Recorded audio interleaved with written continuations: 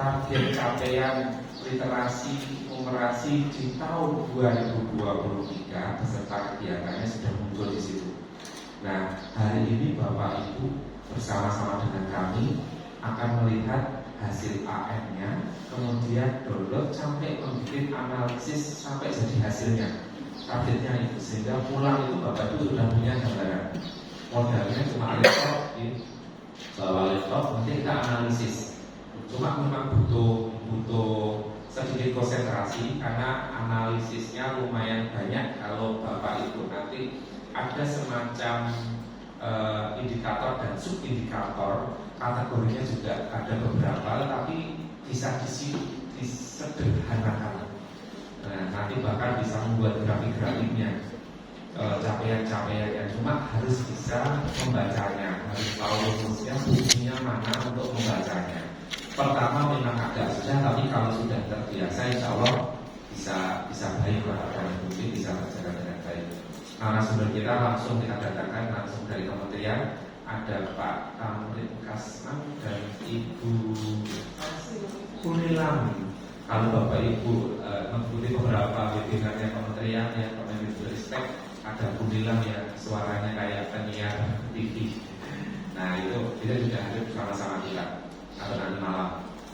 Itu yang teman-teman perencanaan berbasis data. Jadi target kita Bapak Ibu sekarang itu kebijakan kementerian itu nyambung. Kalau kami lihat nyambungnya gimana? Dari hasil AN kan sudah tidak ada UNY, asesmen nasional sudah dikeluarkan. Kemudian keluarnya menjadi semacam profil pendidikan satuan pendidikan maupun pemerintah daerah. Belum rapot sebenarnya.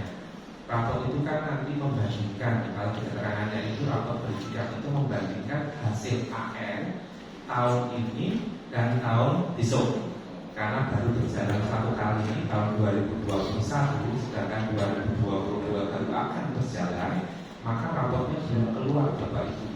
Tapi profil pendidikannya sudah keluar. Kalau profil pendidikan berdasarkan hasil capaian literasi, numerasi, survei karakter, lingkungan belajar, plus data-data yang ada di Dapodik. Contohnya misalkan sudah ada berapa guru yang bersertifikasi di daerah tersebut atau di sekolah tersebut, itu yang diambilkan dari Dapodik. Apakah sudah ada berapa guru penggeraknya yang ada di kabupaten kota tersebut, atau sudah ada berapa sekolah penggerak dan sebagainya dibanding dengan kabupaten kota lain. Karena itu jadi profil data. Itu kalau Bapak Ibu bisa sajikan dalam bentuk infografis yang cantik, kemudian diajukan ke Bapeda sebagai basic data yang sekarang satu-satunya yang dipakai oleh Kementerian Bapak dan Ibu ya. Tidak ada data lain. Jadi pakai satu single data ini. Jadi Bapak dan Ibu mau merencanakan peningkatan mutunya, lihat rapor pendidikannya. Karena apa? Nyambung Bapak Ibu. Kalau sudah lihat rapor pendidikannya, sudah tahu literasi numerasinya, pemerintah memfasilitasinya melalui IKN, implementasi kurikulum merdeka, di mana salah satu di IKN itu untuk mencapai literasi dan numerasi yang lebih baik, gitu ya, karakter yang lebih baik, yaitu ada di IKN. Makanya kalau sekolah tidak daftar IKN rugi sebenarnya, karena anak-anaknya ibu nanti diujinya pada AN Asesmen Nasional, yaitu menggunakan literasi dan numerasi, gitu Bapak Ibu. Jadi kan nyambung nih. Jadi pemerintah sudah memetakan melalui profil pendidikan menggunakan AN, bahkan sampai bagaimana meningkatkan literasi numerasinya, yaitu salah satunya menggunakan implementasi kurikulum mandiri, difasilitasi sampai dengan bagaimana mengelola perencanaan berbasis data.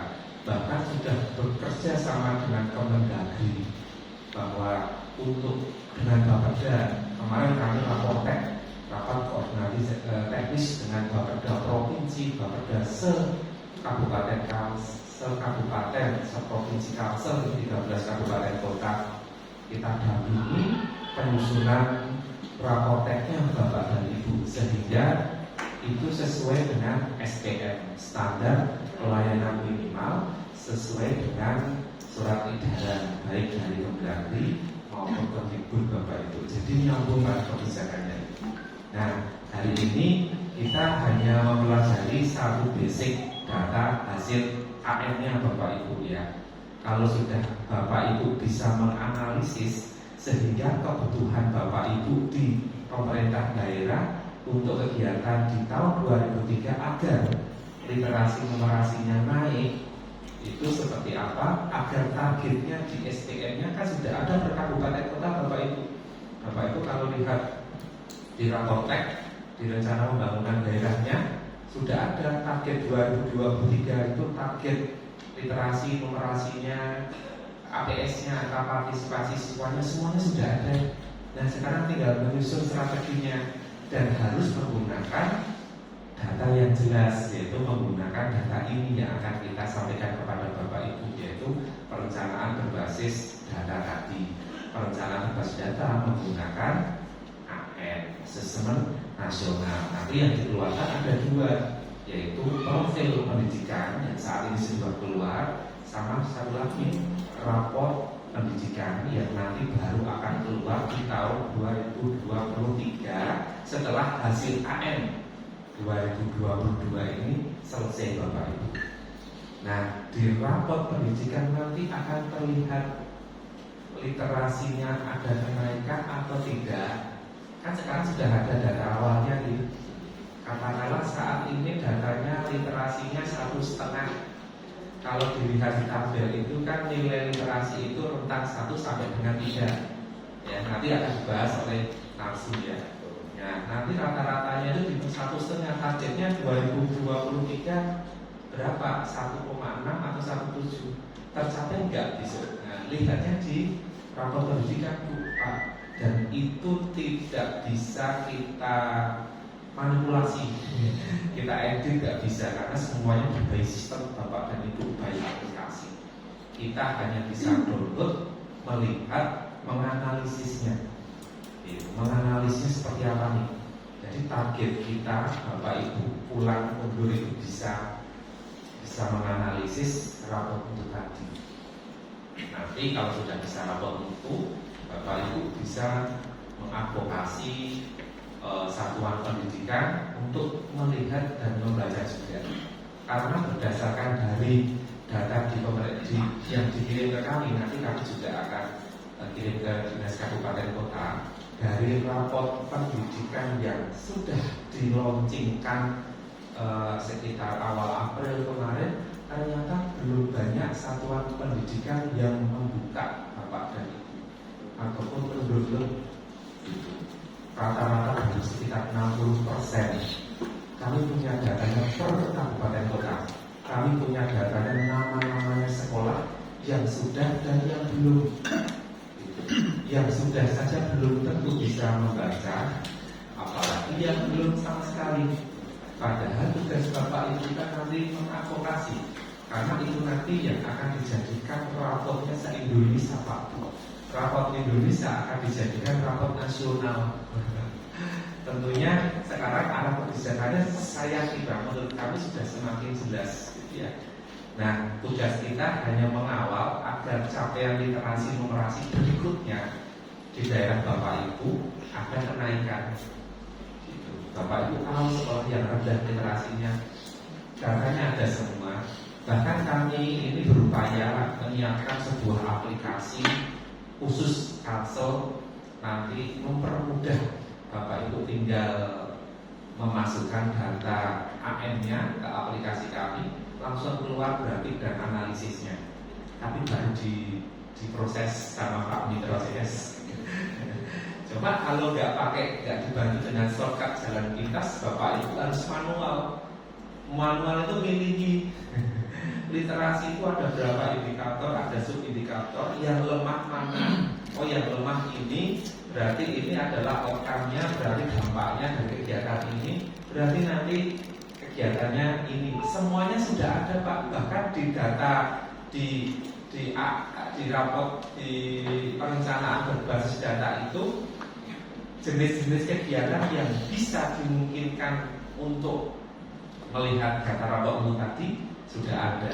Jadi nggak usah membuat sendiri, sudah ada. Paling tidak garis besarnya sudah ada. Bapak itu bisa mengembangkan sendiri. Dan ini secara nasional seperti itu. Itu Bapak Ibu, dengan adanya perencanaan berbasis data tadi, nanti Bapak Ibu bisa mendorong sekolah-sekolah untuk lebih mengikuti IKM, implementasi kurikulum merdeka. Kami juga punya datanya nih, berapa kabupaten per kabupaten kota yang sudah dan yang belum mendaftar pada IKM. Karena sebentar lagi teman-teman kami akan ke kabupaten kota, akan mensosialisasikan khusus kepada sekolah-sekolah yang mendaftarkan pada IKM. Yang tidak mendaftar IKM gimana? Karena kan mereka tidak mendaftar, berarti ya nggak kita dampingi Bapak dan Ibu ya. Karena pilihannya kalau mendaftar berarti mereka sudah mau menggunakan kurikulum merdeka. Kalau mereka tidak mendaftar berarti masih menggunakan kurikulum yang lama, menggunakan K13 ataupun KTSP ataupun kurikulum darurat yang COVID kemarin. Asal mereka bisa mengejar literasi numerasinya sih nggak apa-apa ya. Itu targetnya itu pada di KM itu akan diajari caranya untuk meningkatkan literasi dan numerasinya. Itu plusnya itu. Jadi kalau Bapak Ibu kabupaten kotanya itu banyak sekolah yang mendaftar IKM mandiri, saya kira lebih cepat mereka untuk mengejar AM-nya lebih baik lagi. Apalagi kebijakan kemarin di provinsi itu seluruh SMA, SMK wajib mendaftar. Ternyata dampaknya bagus karena hampir 75% sekolah SMA, SMK mendaftar IKM. Jadi, itu kalau karena diwajibkan oleh Pak Kepala Dinas, ya, sehingga kami punya datanya itu, sehingga nanti kita tinggal advokasi saja, pendampingan saja, dan bersama-sama komunitas belajar untuk mendampingi berbagi praktek baik terkait dengan implementasi kurikulum merdeka. Itu Bapak Ibu gerbong yang kita bawa, kebijakan kementerian yang sekarang nyambung, dan nanti juga ada program sekolah penggerak, ada program guru penggerak, ada program organisasi penggerak. Kalau di LPMP kami mengawalnya pada program sekolah penggerak. Kenapa sekolah penggerak? Karena guru penggerak sekarang sudah ada yang menangani. Kalau dulu PTK, sekarang ada Balai Guru Penggerak, ex-BD PAUD ya Bapak Ibu ya, sekarang menjadi Balai Guru Penggerak. Kami sama-sama UPT yang mengawal kebijakan kementerian, tapi kami punya fungsi sendiri, BPP juga punya fungsi sendiri. Kami terkait dengan pendampingan kami ke pemerintah daerah, kami dengan Bapak Ibu Dinas Pendidikan, kami dengan satuan pendidikan. Kalau BPP nanti lebih banyak kepada komunitas, gurunya dan sebagainya. Tapi intinya kami sama-sama UPT itu dia akan saling bekerja sama. Bahkan kami sering bersama-sama berkegiatan bersama-sama gitu ya. Jadi seperti itu Bapak Ibu. Sedangkan saat ini untuk program sekolah penggerak untuk Bapak Ibu Project Management Office terutama di angkatan kedua sudah mulai rapat PMO-nya. Bahkan kemarin kami sudah mengajak Bapak Ibu yang angkatan 1 dan 2 melihat praktek baik PMO di beberapa kabupaten kota di Jawa Tengah.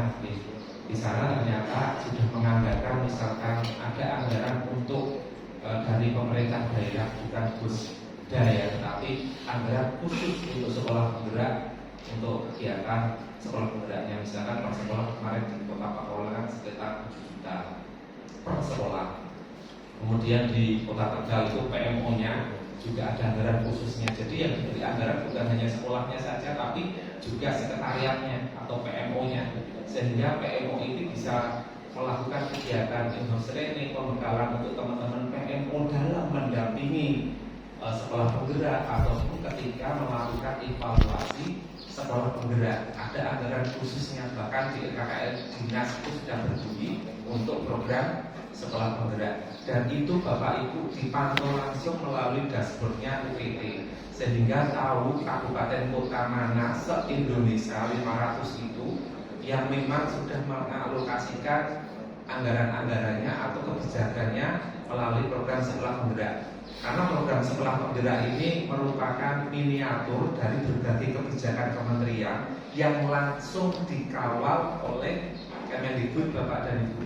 Jadi kalau Bapak Ibu sekolahnya ada PSP, akan diuntungkan bahwa tidak perlu membina lagi sekolah PSP tadi, karena semua bentuk pendampingan kebijakan-kebijakan terbaru seperti AM, perencanaan berbasis data, itu kan sudah ada di sekolah penggerak. Gambarannya itu Bapak dan Ibu, dan hari ini kita merapatkan barisan agar PSP di Kalsel baik ya. Sekali lagi Pak Bu, seperti hari ini Rabu itu setiap Rabu kami menyebutkan Rebunan. Itu ada rapat dengan Dirjen GTK juga dengan Dirjen Paud Dasmen membahas kebijakan-kebijakan kementerian. Makanya kami punya datanya. Bapak Ibu mau melihat data yang sudah aktivasi akun belajar, kami ada. Yang sudah mendaftar IKN per sekolah sudah ada. Yang membuka mengaktifkan profil pendidikan yang download, ibaratnya berapa sekolah, mana sekolah yang belum, mana yang sudah, kami ada Pak Bu. Jadi bisa digunakan untuk memacu sekolah-sekolah yang belum mengaktifkan. Mengapa akun belajar juga jadi perhatian? Karena nanti jadi satu single akun itu yang termasuk udah publik Pak Bu. Sekarang juga SIM PKB-nya sudah di sana. Jadi kalau ada guru yang nggak punya SIM PKB-nya, SIM akun belajarnya nanti nggak bisa. Misalkan untuk IKN, di situ ada namanya platform Merdeka Mengajar. Maka masuknya itu harus menggunakan akun belajar Pak. Kalau nggak menggunakan akun belajar nggak bisa. Jadi harus menggunakan akun email yang belakangnya .belajar.id. Itu ya Bapak Ibu. Termasuk Bapak Ibu. Bapak Ibu di dinas juga bisa mengusulkan. Kalau nanti kesulitan mengusulkan, bisa melalui kami. Kami bantu mengusulkan ke Pusdatin agar dapat akun belajar. Keuntungannya apa Bapak Ibu? Kalau Bapak Ibu punya akun belajar, Bapak Ibu pun juga bisa masuk ke berbagai kebijakan tadi. Bahkan Bapak Ibu bisa menyimpan, mengunduh materi-materi, menyimpannya di situ. Banyak kita punya kapasitas yang besar di situ. Jadi materi-materinya bisa dikumpulkan di situ, bisa diakses di akun belajar itu, karena kan punyanya Google ya. Jadi HP kita itu asal sudah Android bisa masuk. Bisa kita buka di PC, bisa buka di HP, di laptop, simpan di situ, buka di drive, udah. Bapak Ibu bisa mengakses foto-foto materi-materi Bapak Ibu kalau sekolah-sekolah untuk mengakses pembelajarannya ya, platform-platform digitalnya dan sebagainya. Gitu. Jadi bagi Bapak Ibu di dinas, kami di BPMP mengusulkan sekitar 40 karyawan kami, alhamdulillah disetujui juga. Gitu ya. Jadi Bapak Ibu kalau mengusulkan, silakan aja yang mau dapat akun. Kalau kemarin kami daftar, siapa yang mau akun belajar silakan daftar, gitu ya. Kita bersurat ke Pusdatin. Sehingga Bapak Ibu kalau mau atau kalau belum punya mau menganggarkan, silakan. Kami punya contoh suratnya juga kalau mau diadopsi. Nanti kami bantu berkirim surat ke Pusdatin. Jadi kami akan membantu. Termasuk ya akan kami dalam waktu dekat akun belajar Bapak Ibu. Untuk akun belajar kami akan menyiapkan teman-teman kapten istilahnya dalam pendampingan akun belajar. Bapak Ibu tinggal menyiapkan sekolah, kami juga siap membantu. Bahkan kemarin dalam sosialisasi IKN pun kami membantu beberapa kabupaten kota narasumbernya. Kabupaten kota mau mengundang narasumber bahkan free ya. Artinya kami memang punya kepentingan untuk mensosialisasikan juga. Pemerintah daerah juga punya kepentingan agar semakin banyak yang mendaftar di dalam IKN. Semakin banyak yang mendaftar IKN tentunya mengejar rapot pendidikannya dan profil pendidikan di kabupaten kota juga lebih cepat Bapak Ibu. Saya kira itu Bapak Ibu yang dapat kami sampaikan. Sekali lagi terima kasih dan selamat datang di dulu LPMP sekarang BPMP. L-nya jadi B, jadi balai, jadi balai sekarang. Terusnya masih sama. Cuma kami tambahi peningkatan mutu. Kalau dulu kan melaksanakan penjaminan mutu pendidikan dasar dan menengah, sekarang melaksanakan penjaminan dan peningkatan mutu jenjang PAUD, kesetaraan, pendidikan dasar dan pendidikan menengah. Jadi tambah banyak PAUD-nya sekarang di kami, karena PAUD-nya sekarang ngurusin GPK. Itu Bapak Ibu dari yang kami sampaikan terkait kebijakan kementerian. Bapak Ibu jangan ragu-ragu suatu saat misalkan butuh pendampingan kami, audiensi ataupun Zoom webinar, datang ke kami untuk kayak kemarin dari HST Pak Wakil Bupati beserta Pak Kepala Dinas dan rombongannya ke sini tentang bagaimana membaca profil pendidikan. Silakan. Jadi kami layani sepenuh hati dan silakan datang ke BPMP Provinsi Kalimantan Selatan atau teman kami melalui Zoom juga bisa, datang ke sana juga bisa. Itu Bapak Ibu sekali lagi terima kasih. Mohon maaf segala kesilapan kekurangan kami, dan kami juga atas nama panitia bila dalam menyambut kedatangan Bapak Ibu ataupun dalam fasilitas kegiatan ini ada hal-hal yang kurang berkenan, mohon maaf yang sebesar-besarnya. Dan atas permintaan panitia kami diminta untuk membuka kegiatan ini. Mari Bapak Ibu, kegiatan ini kita buka dengan bacaan basmalah bersama-sama. Dengan bacaan basmalah berarti kegiatan ini sudah resmi kami nyatakan untuk dimulai.